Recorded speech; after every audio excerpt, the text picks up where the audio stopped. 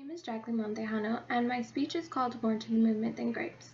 The picture you just saw was of Cesar Chavez in his famous strike against the California grape farms in the 1960s. The month of September is known as Hispanic Heritage Month, as most of you may know, but what you don't know is that there were more to the Chicano rights movement than just Cesar Chavez and his work for workers' rights. Rallies made waves across the nation to change the position and voice of Mexican Americans forever.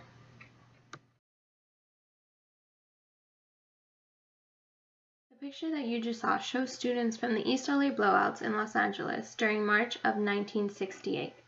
Students decided to walk out of area high schools and middle schools after their call for education reform went unanswered. American students believed that they were being forced into trade classes that would get them regular blue-collar jobs and were not being encouraged to enter honors classes or to apply for colleges, and they felt that they should have the same rights as the white students should.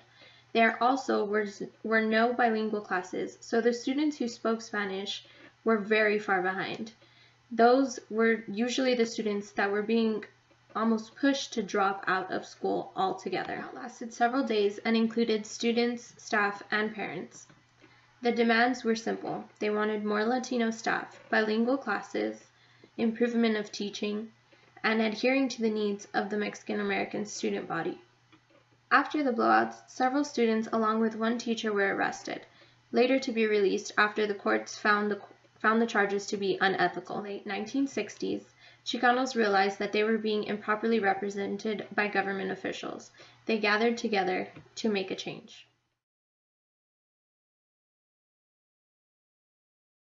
According to Philip E. Lamp, in May 1966, President Lyndon B. Johnson scheduled a meeting with three prominent Chicano leaders, Cesar Chavez, Rodolfo Corky Gonzalez, and Bert Corona, to hear the problems of the Mexican Americans, things like racial discrimination, need for federal jobs, and fair working rights. Instead, the leaders boycotted the meeting and held a conference in a different part of town that would later form La Raza Unida Party, backing the creation of a solely Mexican-American political party. La Raza Unida spread throughout the Southwest, spanning California, Texas, New Mexico, Nevada, Colorado, and other states with large Latino populations. Two prominent leaders elected to represent La Raza Unida Party were Rodolfo Corky Gonzalez and José Ángel Gutiérrez. The party actually failed due to lack of non-Latino voter involvement. The fight for equal rights also included equality in the military and the Vietnam War.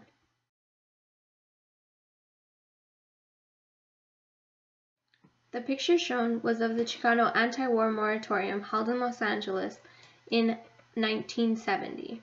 Many opposed the war because they believed that the battle should be fought in the home front and not in Vietnam. They believed that the money going to the Vietnam War should have been used for education, medical coverage, and the fight against poverty. Lee Ibarra talks about an analysis done of casualty reports from January 1961 to February 1967, and from December 1967 to March 1969 that shows a high percentage of young men with Spanish surnames killed in Vietnam and that a substantial number of them were involved in high-risk branches of the service, such as the Marine Corps and the U.S. Army. Mexican Americans accounted for approximately 20% of the U.S. casualties in Vietnam, although during the time they only made up about 10% of this country's population. During the Chicano anti-war moratorium, the community gathered to peacefully protest the Vietnam War, but it was stopped by police who believed that people were gathering unlawfully and were starting riots, when really the police started brutally hitting people in the streets, chasing them into neighboring restaurants, stores. One news reporter who was covering the anti-war moratorium was actually murdered by police in a restaurant after they threw a tear gas grenade that struck him in the head. These were just a few of the movements that occurred during the 1960s for Chicano rights. Along with Cesar Chavez's fight for workers' rights in the 1960s, we also had the call for education reform of young Mexican-American students. We also had the attempt at forming a political party that would properly represent the people, and we had the outcry that would inform the people of the U.S. of the mass casualties of young Mexican-American men in the Vietnam War.